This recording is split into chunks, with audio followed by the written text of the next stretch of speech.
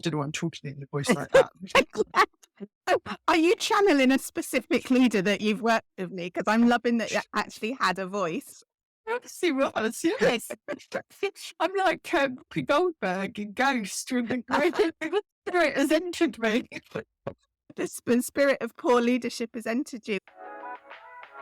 Welcome to How to Take the Lead, the podcast where we challenge the myths and stereotypes of what it means to be a leader today and help you to succeed in post without compromise. I'm Lee Griffith. And I'm Carrie-Anne Wade, and together we will be your guides, questioning everything we've ever learnt about leadership, sharing our experiences along the way, and inspiring you to make a real impact in your role. Visit howtotakethelead.com for show notes, past episodes, and to join our community. Enjoy this episode. Hello and welcome to the last episode of Series 3 of How to Take the Lead. Is it Series 3 or Series 2? It is Series 3. I was like, I looked at you like that because she said the last episode. I was like, oh, we're not finishing really. But then I realised you meant of the series. Yeah. And then I was like, is it Series 3 or Series 2? I've confused myself. We recorded this very early, people. Yeah, we've not had enough caffeine. An early morning recording for us, which is unusual. So we're a bit bleary-eyed and trying to work out what's going on. So welcome to this episode of How to Take the Lead. I'll do all the usual just in case you're a new listener. If you are a new listener, you can subscribe on your podcast platform of choice. You can even subscribe over on our YouTube channel if you would prefer to watch us rather than just hear us. And you can get involved in our community over on Substack with like-minded modern leaders who are working with us to challenge the status quo. So you can get extra bonus content. You can read additional thoughts on each episode, get involved in conversations, and launching soon will be our book club, which is very exciting. So there's lots of ways you can get involved. You can also catch up with us on the socials. We're on Instagram and on Twitter at How to Take the Lead. And all of that info is on our website, howtotakethelead.com. Hopefully that's everything. You've nailed it. Episode 10. It's only taken 10 episodes of this series to nail it. And I think I only said once as well, but we'll listen back and I probably didn't. So how are you, Lee, before we get into the episode? I says as she's got a mouthful of tea. I'm all right. I'm as I say, first cuppa. You're the first person I've spoken to today. Yeah, I was never a fan when I was in corporate life of doing early morning meetings. So you're going to see the side of me. Really, this episode, so I apologise. Are we just discovering that we're both not morning people? Because I'm not a morning person either, but I'm not sure I knew that about you, Lee. I thought you were like up and at 'em sprightly at like 6 whilst I was still groaning away going, do I have to get out of bed? Well, I get up early, but that is not with any willingness. It just happens.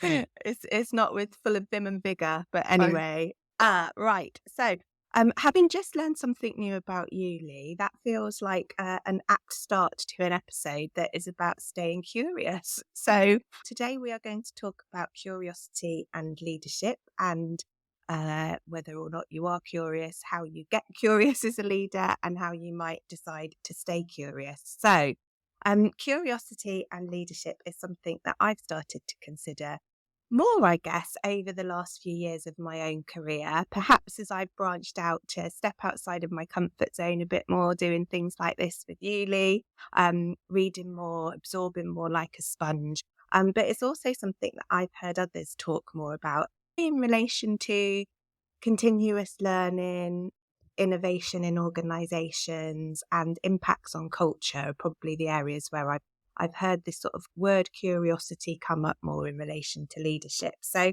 I thought we should explore maybe what we mean when we talk about leadership and curiosity, and whether or not we think it's a core leadership skill, and how do we define curiosity in leadership. So I'm just going to pose that massive question to you first thing in the morning. When I'm not feeling the most curious. So for me, curiosity is all about the art of asking questions, but not just of other people or of people. It's this thing of having I see it as like an internal and external curiosity. So the curiosity you have about who you are as a leader and what you stand for and what you want to achieve and all of that kind of stuff. And then there's a curiosity about others and what's going on external to and around you. So as I say, I don't think it's just a people thing. It can be an environment, it can be a context thing as well. Absolutely, it's a core skill. I think it's very aligned with um, your communications and engagement skills, actually. I think it's part and parcel of that. And it's that art almost of being able to put yourself in the shoes of either other people or other situations so that you're really exploring something from all angles. Yeah, I really like it's me. Oh, it's really getting to me because I'm like, oh, it's making me feel curious now. This is exciting. It's all the stuff I love. So yeah, I think I like that. Position it as like internal and external, so you can be curious about yourself as a leader, but also part of your role, I guess, as a leader, isn't it, is to be curious about what's happening in your organization for your stakeholders, clients, whatever. Yeah. So It's yeah, both. It's not either or, I would say. yeah, and yeah, yes, I am agreeing with that. And I'm like, absolutely, because it would kind of be weird, I guess, to be totally curious and inquisitive about your own leadership style, but without having that external element to it in Mhm. terms of the impact. So for me, kind of the things that you've touched on that definitely resonate for me around that sort of growth, I think, like growth as a leader, growth for your organization. And there was something for me about adaptability as well, because I think, we've talked before about the current climate that leaders are operating in and that need perhaps to be adaptable to change, or what, when something happens, how you respond to it. And I think it's sometimes through that curiosity that it can enable you to be more adaptable.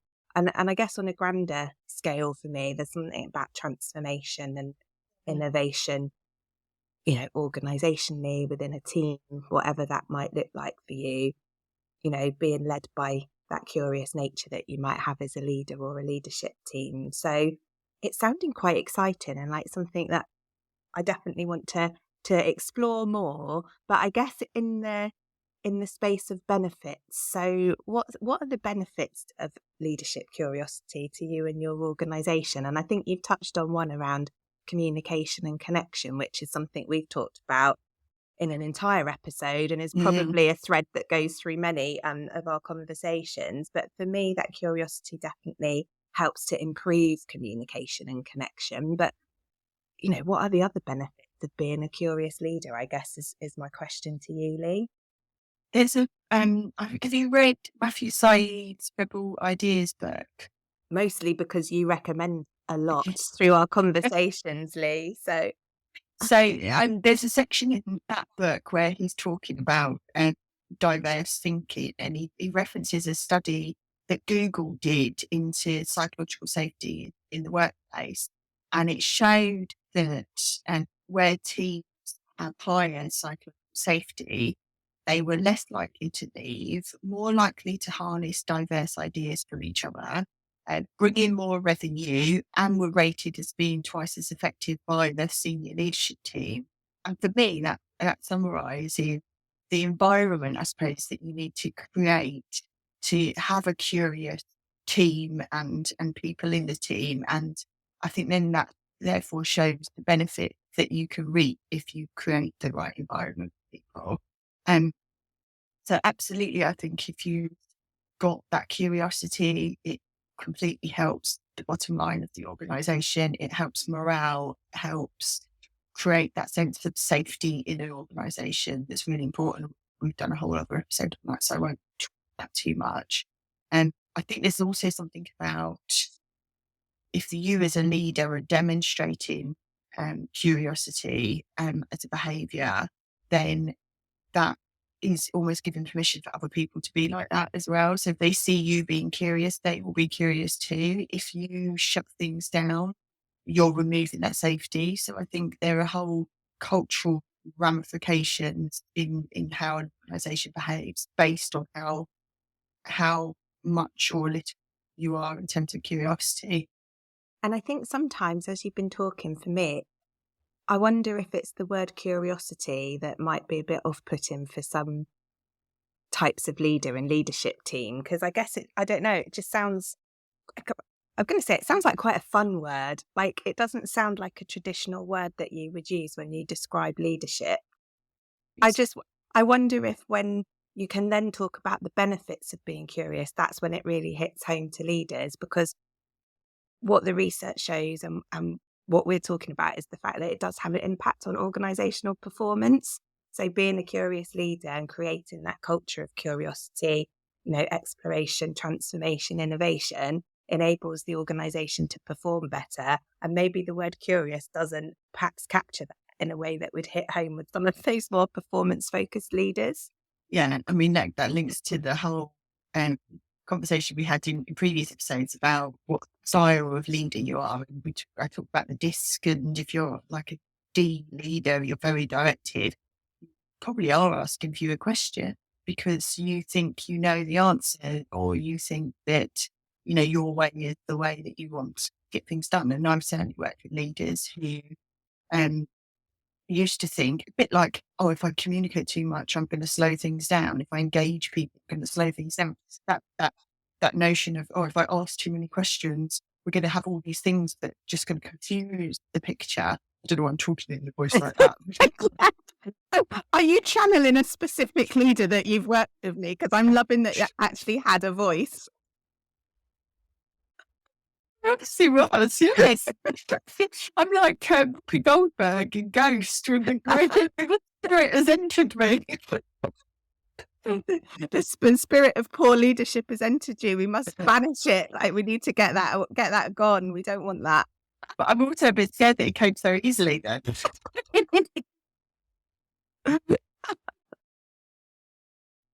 Oh dear. Oh, I've lost the thread of what we were talking about. I've also got in my head the whole way through, from the time that you said we're going to be talking about curiosity, I'm just thinking of the 80s band Curiosity Killed the Cat. And I love, I've got their vinyl downstairs. I think that might be my soundtrack for tonight. Oh, I love how our conversation goes ways that I do not expect. Whoopi Goldberg ghost reference and Curiosity Killed the Cat. For any what you get for 8:30 in the morning from I me, know. by the way. I was gonna say, for any younger listeners, those references may mean nothing to you. We'll perhaps put some links in the show notes. So we were talking about the benefits of leadership curiosity, and whether or not it's that phrase curiosity that perhaps puts some performance focused leaders off. You did your performance focused leader voice, which was interesting for me. I had that experience with you before, Lee.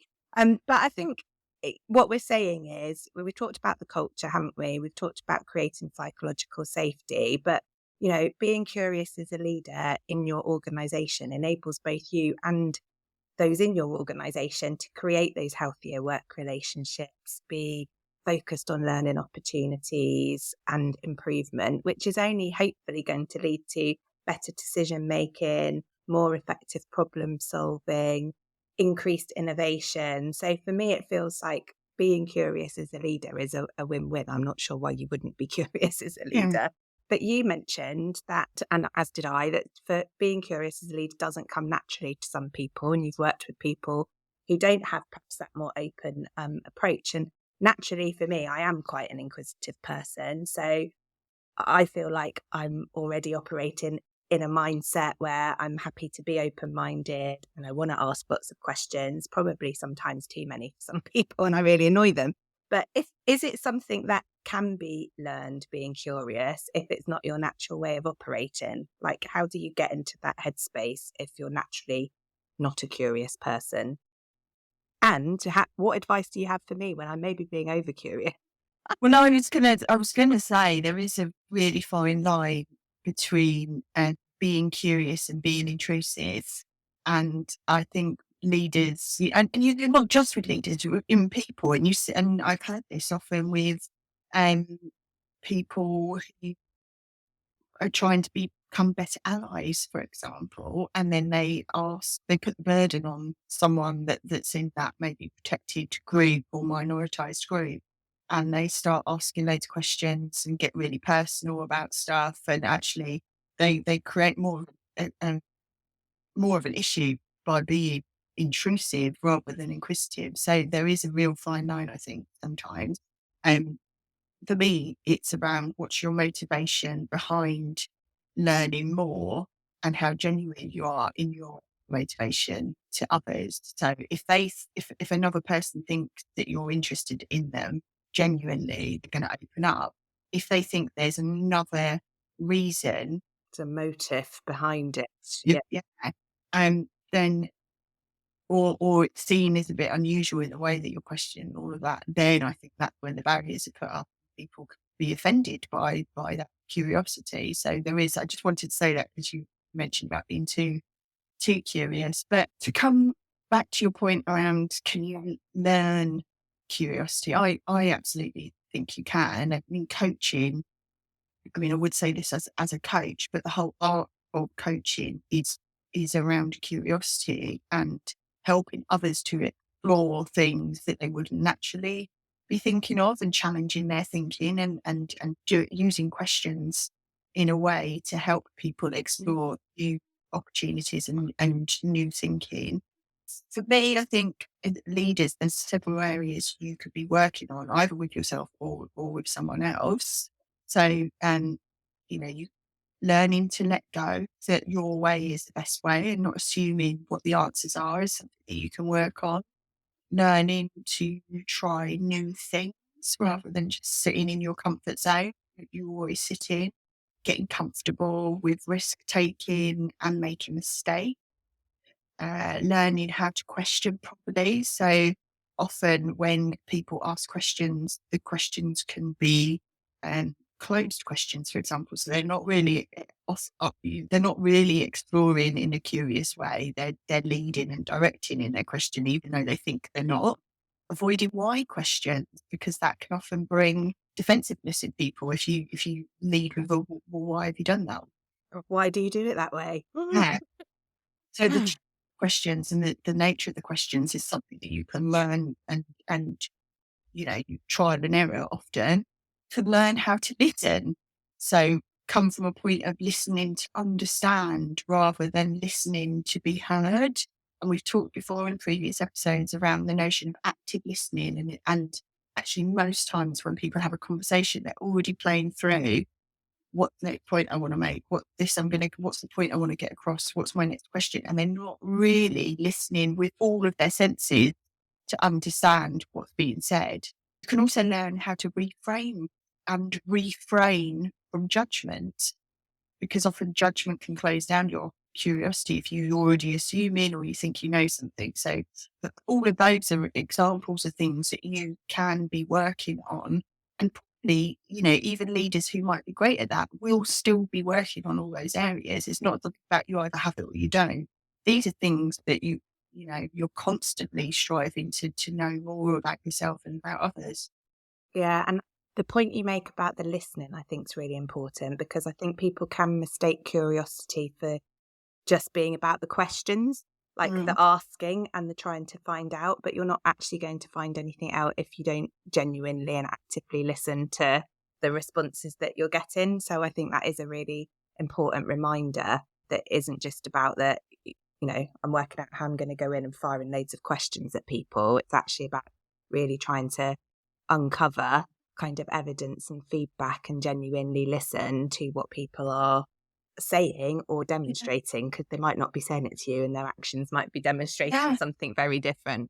It's completely giving that place. So if you're in a conversation with someone and this is something we do from a coaching perspective, we don't actually talk a lot as coaches. We stay silent and we observe and we let people fill the silence. And in that silence, often that's when the new thoughts and the new ideas can come from, rather than me trying to direct a conversation in a particular way.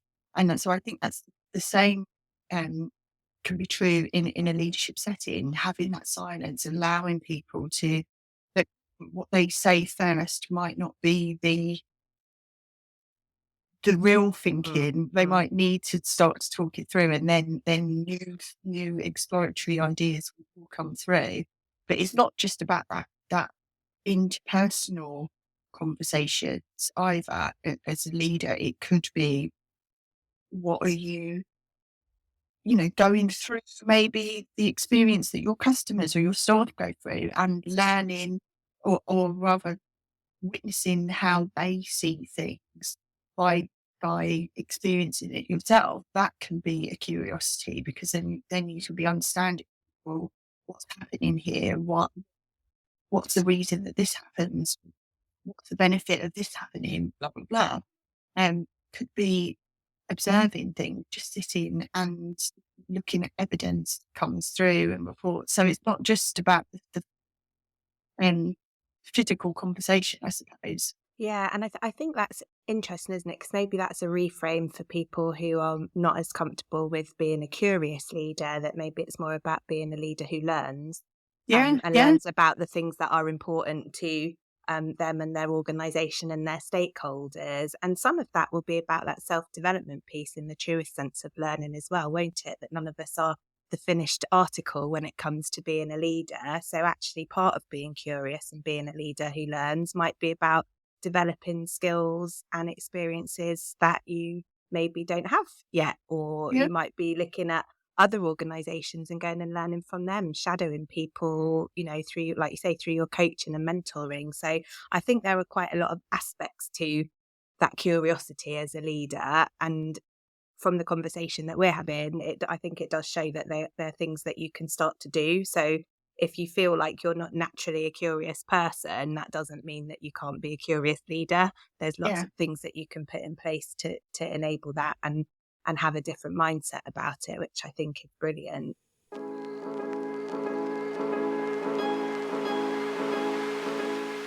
Are you a public sector senior leader who wants to make a great impact in your role? Are you struggling to take people with you? Are you working in the weeds or tackling things that your training hasn't prepared you for? Do you want to stop second guessing your approach and show up in a way that feels true to your personality and values? At Sunday Skies, I specialise in helping leaders like you communicate with impact so that you can improve organisational performance, engagement and reputation. Sign up to my email list at sundayskies.com/email. I wanted to move us into a slightly different space in this part of the conversation, because I just wanted to pose the question, or the situation, I guess, which is, what happens if you have lost that desire to be curious? So as a leader, maybe you see it as a core skill, as we've talked about, to be curious, but for some reason that curiosity doesn't seem to be there anymore. Is it a sign or symptom of something bigger? Like, how do you work through being in that headspace as a leader? Because I do think that happens, and I Yeah. definitely have been in that position myself, and I've worked with other leaders who I've almost seen that happen to, and it has always felt like it is a sign or symptom of something else. But I'd be really interested to hear your views on it, Lee. It's a leading question there that you I asked. was, yeah. It was me going, "Are you okay?" rather than "How are you?" But the trouble is, I know that if you don't agree with me, that you'll be very comfortable in challenging me, because we Yes, have a very yeah. psychologically safe relationship. So yeah, it links to passion for what you're doing. For me, I think if you get into that space where you might not see it as I've lost curiosity, you might be saying, "Oh, it feels like Groundhog Day, and I'm always doing the same stuff." If you feel you're being passive and not being active in the way that you're leading, if you feel like you're a bit of a bystander, for me, they're all signs that you're checking out. And we've talked about that in previous episodes before, haven't we? And if you're checking out, I definitely think your curiosity will be impacted because you're just not as invested in the outcome as you would be otherwise. So, yeah, I do think that you need to be aware of. One of my signs actually was, and I wasn't excited or curious about the future in one of my organisations. So I didn't see myself being a part of it. And so I found it really hard to connect, and that curiosity absolutely wasn't there because I just didn't think that it was my future. And so that was a big warning sign for me. And I think if you're an engaged and curious leader, you do need that forward focus. If you're someone that that's just working in the here and now, or constantly looking back and trying to analyze what's happened rather than that need to look ahead, I think you bring all kinds of bias into your thinking. You kind of get entrenched, don't you, into this faith, and the growth and the learning isn't there. So yeah, I think it can be really dangerous for yourself and for your organization if you get into that space where you just are not, um yeah, you might not see it as I've lost my curiosity, but the spark's gone Yeah. somehow. Yeah, and it's interesting, isn't it, to think about your warning signs, like if you recognize them in yourselves or other people, or if others recognize them in you. So I think that's like you've got a lot of insight that you can tell, like that was a point in my career when I had lost that curiosity because of this. And I guess, yeah, if I reflect on my own situation, the times when I feel like I've lost my curiosity or my spark or motivation, isn't it? It's about being motivated Mm. to do what you do, is probably when I've almost done the opposite. So rather than not seeing myself as part of the future, it's been about almost feeling sad at the loss of something in the past, as in like Yeah. when it used to be like this, that's when it felt good here and I enjoyed it, and almost getting a bit stuck on what it used to be like in the good old days. So I guess, like you say, not being focused on the future, but with that slightly different reflection. So I Mm. think maybe it is important for leaders to have an opportunity to reflect on whether there's been periods in their career where they have lost that curiosity, that motivation, that passion, whatever we want to call it, just so that they can be aware of that should that happen into the future. We all have our down days, don't we? I'm not expecting everyone to come skipping into work every day and singing Full of Kumbaya. curiosity. Yeah, there are days as an introvert, I did need time to kind of reflect and Mm. retract myself and have that space to think and all of that. Um, you know, women just going through their monthly cycle of life have different energy levels and motivations. So all of those things can play into how your curiosity and how you might be feeling about a situation can ebb and flow over time. I think the issue and the warning sign is when that's sustained over a longer period. Yeah, I would agree with you. When you're in a constant space where it feels like that's lacking, then that's probably the time to Yeah. reconsider And and what your options are. and when I said like one of my signs was so I wasn't excited or curious about the future, my main task at the time was helping an organization to develop its future strategy. I mean, like, Yeah. if I couldn't get excited by it, that's like, Alarm bells. So, we are getting to that point in the conversation where we probably should be thinking about wrapping up, and we've covered quite a lot, I think, in the conversation, and it's been, yeah, more of an exploration maybe rather than the way some of our normal episodes go. But we always like a how-to, and you touched on some really great advice in the question about if you can learn to be curious. But my how-to for this episode is how do you demonstrate curiosity as a leader? So what would your top tips be? so the questions and the types of questions are really important. Thinking about how you ask questions and then how you listen to understand those. I think if you're going to work on any skill out of anything, those are the two to really work on that will benefit your leadership, you know, totally across the board. So that would be my first point. I think my second point to that is then around, and we haven't really touched on this in the conversation, but um it's about who you surround yourself with. We talked before around making sure you have a support network and people that aren't just yes peoples, that they're not confirming your biases, that kind of stuff. I think your curiosity comes the more diverse the people are around you and the thinking of the people around you. And there, there's evidence that says, obviously, the wider your network of people, the more diverse it's likely to be. particularly those you don't interact with a lot, because if you're not interacting with them a lot, they're not necessarily going to be aligned to your way of thinking or seeing things in the same way as you. So when you do then interact with them, they can bring stuff that's fresh and fresh thinking into a situation. So I think working on where your relationships lie, how diverse that network is, and all of that, I think will really help you as well. And we talked about that learned behaviour. If you see people that are being inquisitive, you're more likely to be inquisitive. So I think that would be my third thing to work on from a leadership point of view. I love it. And I have nothing extra to add because it's like you've read my own notes. So I was all for the questioning and the active listening.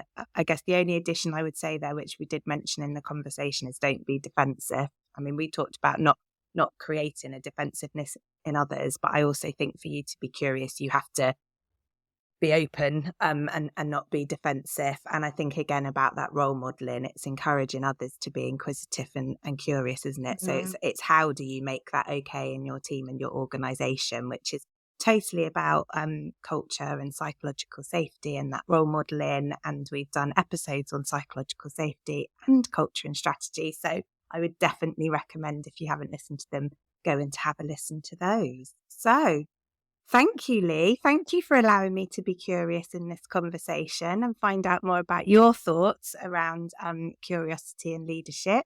I feel a bit weird that it's like the end of episode 10, which is the end of this series.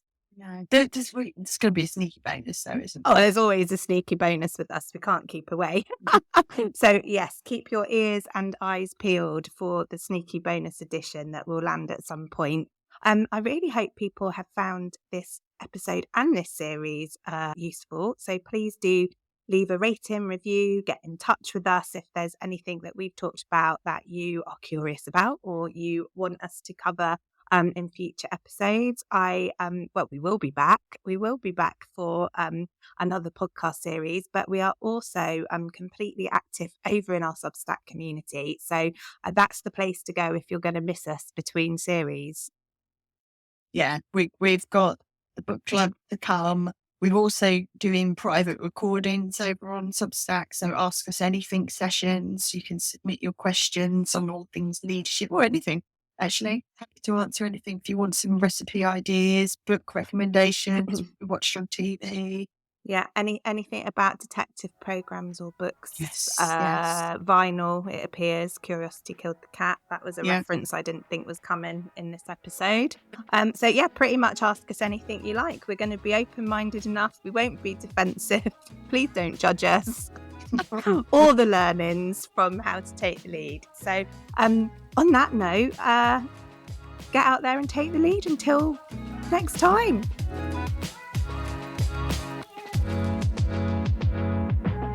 Thanks for listening to today's episode. Don't forget to hit follow and share the show with someone you know. Oh, that rhymes. A rating or review will be much appreciated. If you're looking for some leadership inspiration, why not get a free copy of our recommended reading list? Visit howtotakethelead.com to download. Until next week, get out there and take the lead.